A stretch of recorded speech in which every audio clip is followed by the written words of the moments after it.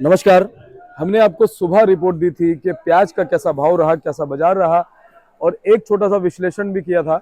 लेकिन कई बार सुबह के मुकाबले दोपहर में परिवर्तन भी हो जाता है और हमारी कोशिश ये रहती है कि हम आपको ज़्यादा से ज़्यादा जानकारियाँ भी उपलब्ध करा पाएँ। तो जैसे ही हमारे पास भी समय होता है, कोशिश करते हैं कि आपको ज़्यादा से ज़्यादा हम जानकारी दें। तो चलिए आपको बताते हैं कि आज सुबह के मुकाबले दोपहर में क्या कुछ माहौल जो है वो प्याज के बाजार में रहा और साथ के साथ माहौल के साथ साथ हम विश्लेषण अपने जो दूसरे आड़ती भाई हैं उनसे भी करेंगे कि कैसा कुछ प्याज के बाजार में उनकी तरफ से जो है आने वाले दिनों में माहौल चलता बनता वो देख रहे हैं। तो उनसे भी हम बात करेंगे, आपको पूरी जानकारी देने की कोशिश करेंगे और बताएंगे जिससे कि आपको आगे का आकलन हो जाए कि आने वाले दिनों में बाजार जो है वो क्या इशारा कर रहे हैं और क्या आने वाले दिनों में प्याज अपना रंग दिखाएगी, क्या प्याज जो है वो और लाल हो जाएगी, कैसे भाव रहेंगे, कैसे उठाव रहेंगे। सारी चीजों पे बात करने के लिए हम अपने किशन भैया के साथ में जुड़े हैं।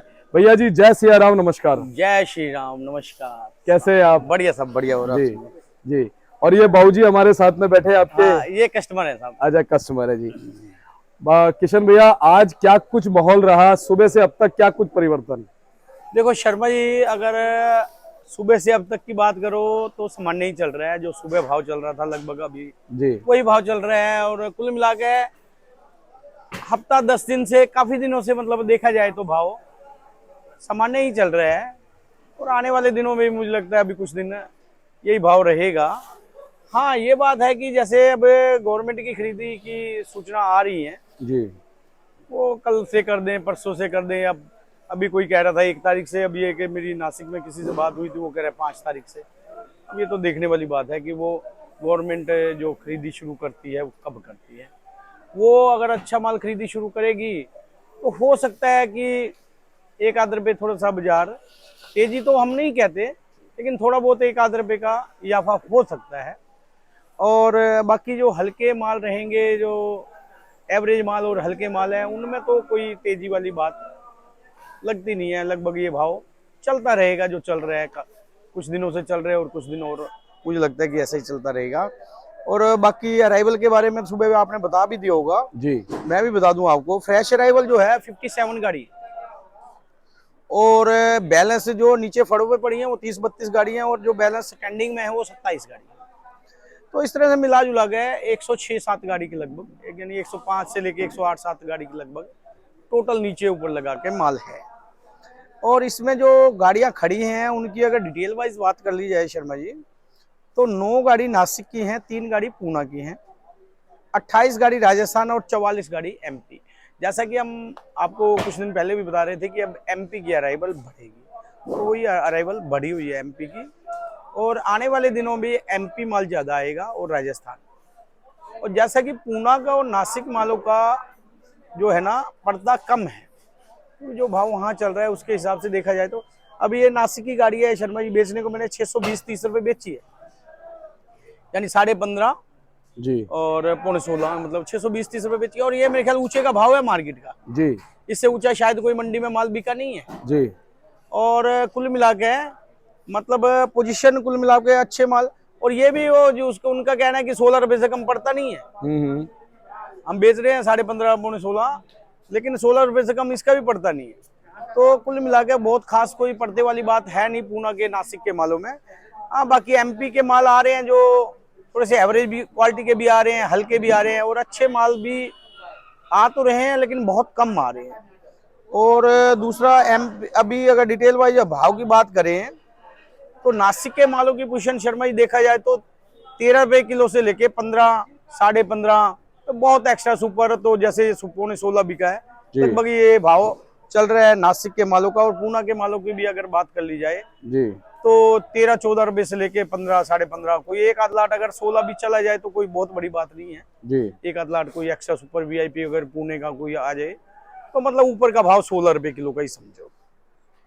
और राजस्थान के मालों की अगर बात कर ली जाए शर्मा जी, तो राजस्थान के माल जो सीकर बेल्ट के माल आ रहे हैं शर्मा जी, वो समझो 8-9 रुपए किलो।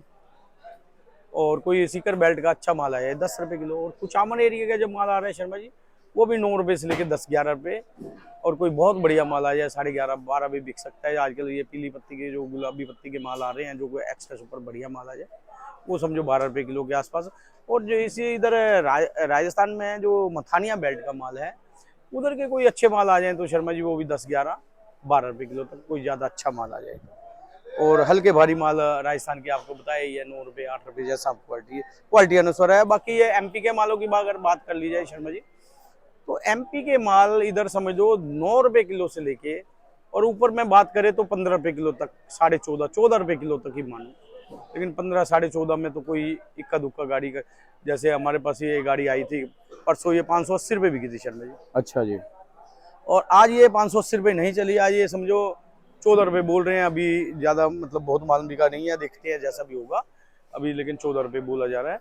और कुल मिला के पोजिशन यही चल रही है एमपी के मालों की, 9 रुपए किलो से लेके 14 रुपए किलो, 14.5 रुपए किलो तक अच्छे मालों। ये डिटेल में किशन भैया, फिलहाल जो मौसम है, मौसम का क्या कुछ असर फिलहाल क्वालिटी पे पड़ रहा है या आने वाले दिनों में पड़ सकता है? शर्मा जी देखो, मौसम तो अभी हाल फिलहाल तक तो अनुकूल ही चल रहा है। जैसा गर्मियों में गर्मी होनी चाहिए उसी हिसाब की गर्मी है अभी। जैसे मतलब इन दिनों में इतनी गर्मी लगभग हो ही जाती है। लेकिन जो जानकार हैं उनका मानना है कि इस बार गर्मी टेम्परेचर हाई जाएगा, यानी 50 भी पार करेगा। लेकिन पिछले साल 50 पार नहीं किया, मानना है जानकारों का। लेकिन ये तो वक्त ही बताएगा, समय बताएगा। और टेम्परेचर का असर, अगर ज़्यादा टेम्परेचर हाई होता है कुछ एरिया में, माल की क्वालिटी अगर एवरेज क्वालिटी रखी जाएगी तो उस पर असर, उसका सीधा सीधा असर जाएगा। अगर जो मजबूत माल हैं वो तो झेल जाते हैं ज़्यादा टेम्परेचर को, लेकिन हल्के माल जो है ना, वो माल ख़राब हो जाते हैं। इस चीज़ का किसान भाई, व्यापारी भाई ध्यान दें, माल बढ़िया से बढ़िया माल ही स्टॉक करें। ज़्यादा एवरेज क्वालिटी के या हल्के क्वालिटी के माल का स्टॉक ना करें, मेरा तो ये मानना है। बाकी सब समझदार है शर्मा जी। वैसे किशन भैया, आपकी लगातार किसानों से बात भी होती होगी। इस साल अगर हम उत्पादन की बात करें तो हल्की क्वालिटी, अच्छी क्वालिटी क्या पिछले साल जैसी है या इस बार कुछ हल्की क्वालिटी ज्यादा है? नहीं शर्मा जी देखो, रेशियो तो लगभग बराबर ही है। पिछले साल भी अच्छे भी थे, हल्के भी थे, और इस साल भी जैसा कि उत्पादन तो ज़्यादा है पिछले साल से।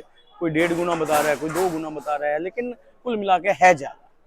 और उसमें जो अच्छी क्वालिटी तो ज़्यादातर माल स्टॉक में ही जा रहा है। कुछ किसान भाई रख रहे हैं, कुछ व्यापारी भाई लेके रख रहे हैं, और एवरेज क्वालिटी और हल्की क्वालिटी ज़्यादा आ रही है। लेकिन अच्छी क्वालिटी भी आ रही है, जैसे ये माल है, ये बढ़िया क्वालिटी आई है। तो लेकिन ऐसी गाड़ी है कितनी मंडी में? 2-4 गाड़ी, 2-3 गाड़ी समझो।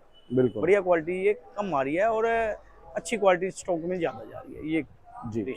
तो कहीं ना कहीं स्थितियां जो है परिवर्तित हो सकती है मौसम के हिसाब से, क्वालिटी के हिसाब से, या नेफेड और एनसीसी की खरीदारी? भाई देखो, अपना तो ये मानना है, भाव कुछ भी रहे, स्टॉक करने वाले को स्टॉक करना चाहिए। और जिसके किसान भाई के पास मान लो 4000 कट्टा है, 2000 बेच ले, 1000 अब बेच ले, 1000 थोड़े दिनों बाद बेच ले, 2000 रख ले, वो बाद में बेच ले। सारा बेचना भी नहीं चाहिए और सारा रोक के भी नहीं बैठना चाहिए। अपना तो ये मानना है, स्टॉक भी करे और बेचे। ये कुल मिला के जो स्थिति हमारा जो दिल कह रहा है, ये करना चाहिए। बाकी जिसकी जैसी मर्जी। और किशन भैया, जो आपने रेशो बताया ना, अगर इस रेशो के हिसाब से सारी चीजें हो जाए तो कभी नुकसान नहीं होगा। गलत तो नहीं बाबा, है ना?